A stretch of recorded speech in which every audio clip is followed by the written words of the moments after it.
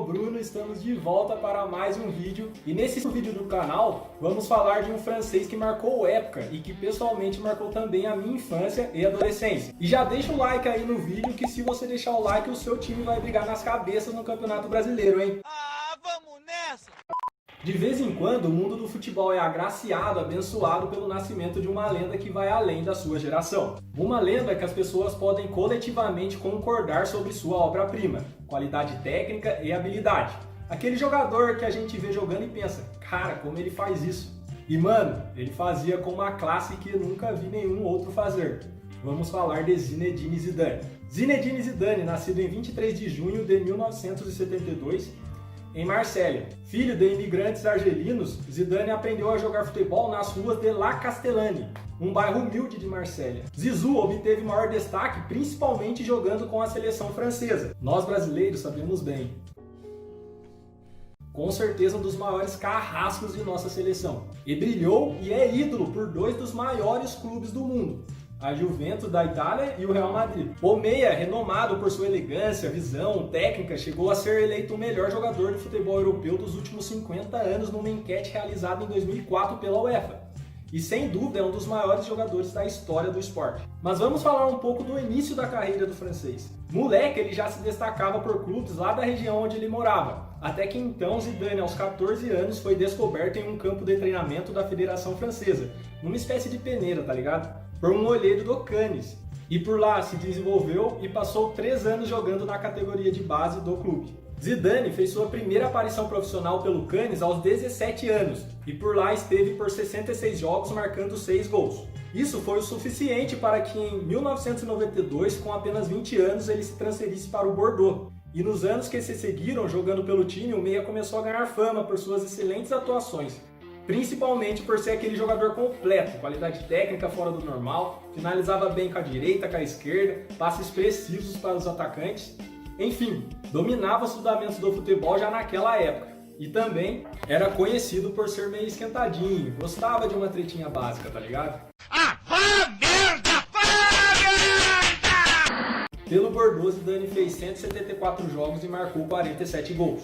Foi então que, em 1996, Zidane deu um passo importante na carreira e foi transferido para a Juventus de Turim, para jogar na prestigiada Liga Italiana, que na época era considerada por muitos a melhor liga do mundo. Com tudo isso, a mudança trouxe um aumento notável de visibilidade e também de expectativas e certa pressão para o francês. No início, seria atrapalhado pelas comparações inevitáveis com o compatriota Michel Platini, que fez história no clube na década anterior. Além disso, a Juve vinha de uma temporada de sucesso que culminou com o título da Champions. Mas Zizou provou que estava à altura do desafio ao levar a Juventus a ganhar uma Supercopa da Itália, uma Supercopa da UEFA, um Mundial e um par de títulos da Série A já nas primeiras 2 temporadas com a equipe, além de 2 vices da Champions League, perdendo para o Borussia Dortmund e para o Real Madrid, respectivamente. Em 1998, talvez entrando no seu auge, o seu país sediou a Copa do Mundo. A França não era vista como uma das favoritas mesmo jogando em casa. E vale lembrar que em 1998 eles não tinham o mesmo respeito e prestígio que eles têm hoje. Os franceses tinham ganho apenas 1 Euro de campeonato relevante até ali na sua história. Zidane foi regular na maior parte do torneio. Após uma estreia razoável diante da África do Sul, no segundo jogo desnecessariamente pisou no adversário da Arábia Saudita e foi expulso. O lance lhe valeu 2 jogos de suspensão. Foi voltar ao time para as quartas e não jogou mal. E nas semifinais também ajudou na vitória sobre a Croácia, mas mesmo assim atuou menos do que esperavam dele. Mas foi justamente na decisão contra o Brasil que veio a redenção de Zidane e ele liderou a seleção francesa ao seu primeiro título mundial. E claro, o que mais temos marcados na nossa lembrança desse título e que é sempre mostrado nos programas de TV sobre esporte são os 2 gols de cabeça na final contra a gente. Talvez a segunda coisa mais falada, né? A primeira acho que é a convulsão do Ronaldo. Mas enfim, o placar final foi de 3-0 e ele, a partir daquele momento, se tornou um herói nacional e elevou seu nome na história do futebol. E ainda 2 anos depois, Zidane voltou a ser o elemento central da equipe francesa na glória internacional, culminando com uma vitória por 2-1 sobre a Itália na final da Eurocopa, conquistando o 2º campeonato europeu para o seu país. Depois de brilhar pela Juve e conquistar tudo pela seleção francesa, em 2001 Zidane se juntou a Raul, Figo e Roberto Carlos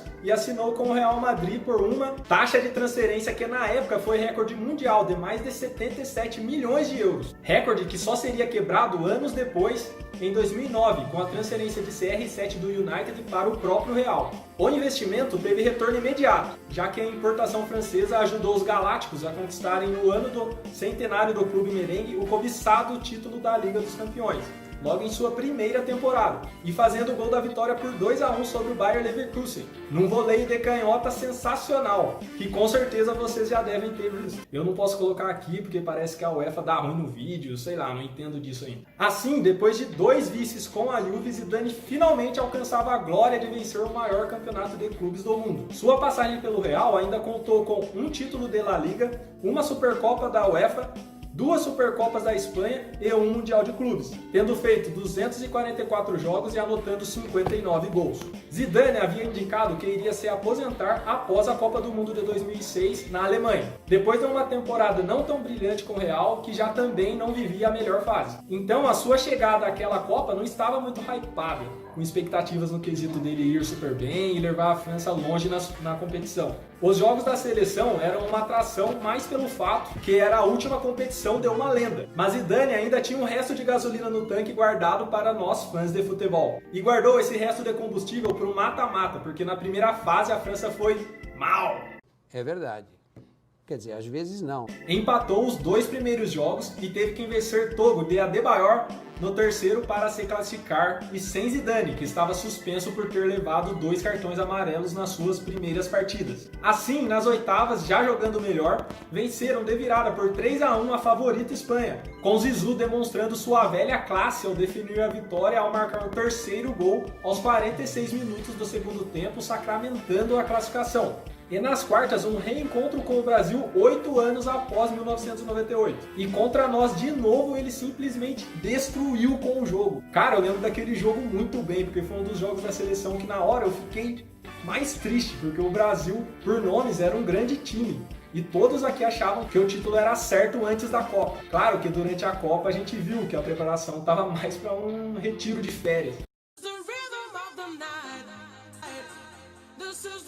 Mas enfim, eu durante o jogo ficava, mano, o cara tá deitando muito. Ele dominou totalmente o meio de campo na partida. E talvez tenha sido a maior partida de um jogador que eu já vi num jogo de futebol. E o engraçado é que ele não fez gol, nem deu 3 assistências, nada disso. Mas o jeito que ele dominou a partida foi algo que eu fiquei abismado. Meteu um chapéu lindo no Ronaldo, ninguém tomava a bola dele e ainda deu assistência do único gol da partida para Thierry Henry, assim nos eliminando novamente. Nas semifinais, marcou de pênalti o gol da vitória sobre Portugal de CR7 Felipão, e antes mesmo de disputar sua segunda final da Copa, ele foi eleito o melhor jogador do torneio.